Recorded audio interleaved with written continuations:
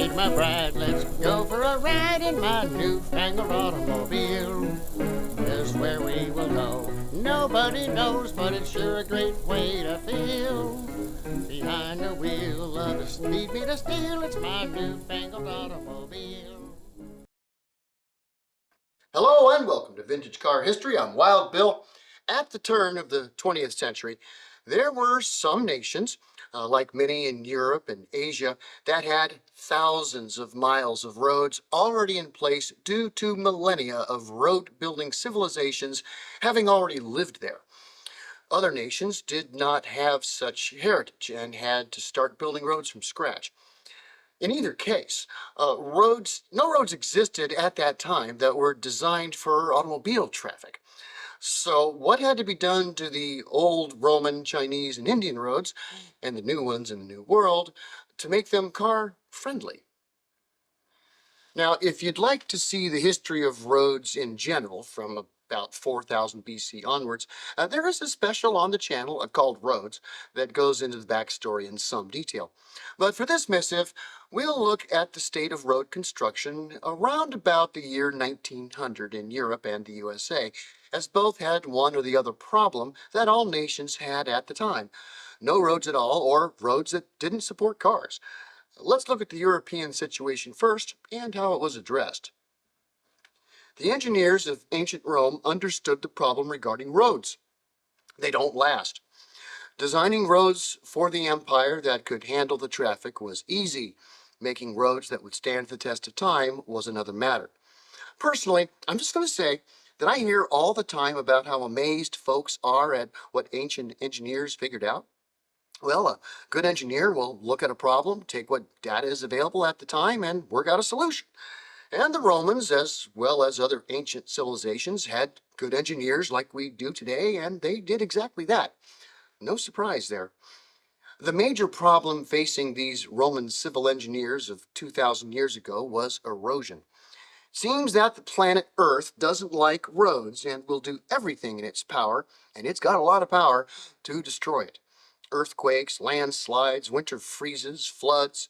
If you put a road down, the planet will actively erase it in short order. A durable road must be able to endure the rigors of nature and still provide a usable traffic service. The Romans came up with a design that has proven successful. Over 40,000 miles of their roads are still there after 2,000 years. Here's what they did. First, surveyors would determine the best route for it based on the local topography and geology. Next, the digging would begin, removing whatever was growing or sitting along the way until the base rock was reached. Next, a series of layers of stones of various sizes made the foundation, and finally a top layer of paving stones, gravel, or whatever medium to endure the feet, hooves, and wheels was available. The road would be center humped and cambered to allow for drainage, keep the water from pooling on the road. Gutters would channel the excess water away from the road and its foundation. Made to last, and they have. As we approach the 20th century, John McAdam needs a mention.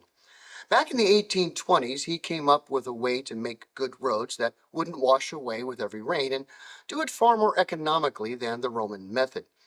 It was basically pretty simple. Just scrape the surface of wherever you wanted a road down to the rock below, and after a bit of leveling, cambering, and such, build the road from that.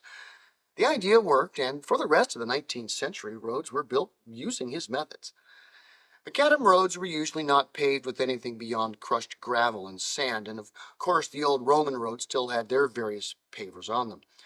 Many of the Roman roads were converted to macadam construction during the Victorian era. So when cars started being seen on European roads right about the turn of the century, roads should be just fine for them, right? Well, not really. Several issues reared their ugly heads early on. First, cars were a lot heavier than typical traffic. Keep in mind that during the Roman era, heavy traffic, i.e. wagons full of cargo pulled by horse teams, were highly regulated and were allowed to travel only on certain roads and at certain times. Having a wagon pulled on a road that weighed half a ton was about the typical maximum bulk that would be transported on a single wagon of the time. If more weight of goods needed transport, a caravan of multiple wagons of about the same weight each would be used to distribute the load. Although the late 19th century cars were, for the most part, spindly and rather light, by 1900, cars of over a ton of weight were typical. Roman roads expected one person to travel along it with the weight of their body and whatever they had for breakfast. Add a car to that mix, and what might be on the high side of 200 pounds of traveler just became 2,200 pounds or more. Multiply that by lots of cars, and you have way too much weight pounding constantly on that road. And if you thought foot traffic and horse-drawn carts could cause ruts, wait until you see these. Another issue was that cars are a lot faster than feet or hooves. More problems arise from this. Firstly is, of course, safety. That cars traveling at over 25 miles an hour on a road that has lots of pedestrians and vehicles pulled by animals are liable to hit someone at that speed or above. The accident could be fatal. Secondly, the concept of high-speed turns had never been addressed. The Romans built roads to march upon, and people can manage tight turns without issue. Cars at speed will roll right off the road on tight turns. And there was one other issue with the roads: dust. Pedestrian traffic, be it human or otherwise, doesn't tend to kick up too much dust. Wheeled vehicles do, and when a carriage or coach is pulled by horses, dust will happen. True, the dust from horse-drawn wagons is annoying, but cars are on a whole other level. The tires have treads that will pick up dust. Cars move faster, so the dust gets flung up higher and everywhere. Indeed, at the turn of the last century, many laws in many countries were written banning cars from roads due to the dust and other obvious safety issues. Enter Ernest Guglielminetti. Despite his rather Italian-sounding name, the man was from Sweden and was a medical doctor.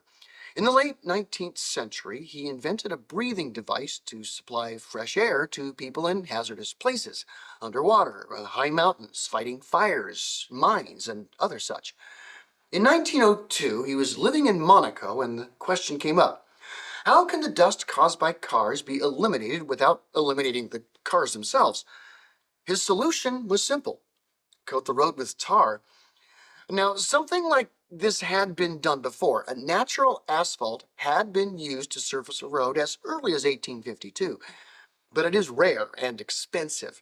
But tar can be made through a distillation process of just about any organic material, and by the late 1890s, the stuff was easy to get and cheap.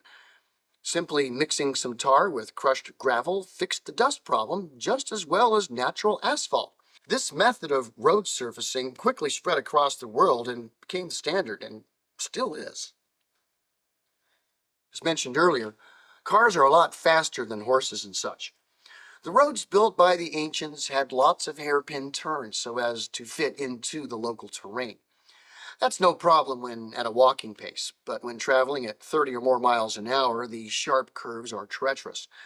In some cases, the old roads were rebuilt and rerouted to make them less winding and better suited for automobiles. But not all European roads got that treatment. Indeed, the situation affects road travel in Europe to this day. A road is an expensive thing to build when done right. The bedrock must be exposed, layers of foundation laid down, paving, curbing, gutters, and the drainage. A lot goes into it.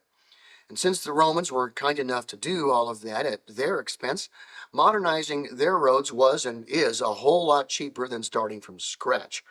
Because of this, roads in Europe tend to be narrower than those in the New World, and they often still follow the twisting pathways set down about 2,000 years ago. This is exactly why vehicles in Europe are different than those in the Americas and Australia. It's easiest to see the difference when looking at big rig trucks or lorries. European truck drivers drive much shorter and narrower rigs than they do in the Americas. Why? The roads across the pond are too narrow and windy to support the long-nosed big rigs that you see in the USA. In Europe, trucks are all cab-over designs to make them shorter and able to navigate twisting roads built on Roman foundations. So in those nations that when cars came about and didn't have roads, they could just build them from scratch, car-friendly, and all is well, right? No, not really. There's a reason why Europe's road system still follows the Roman network. Making a good road is expensive, so building upon their network was and is very economical.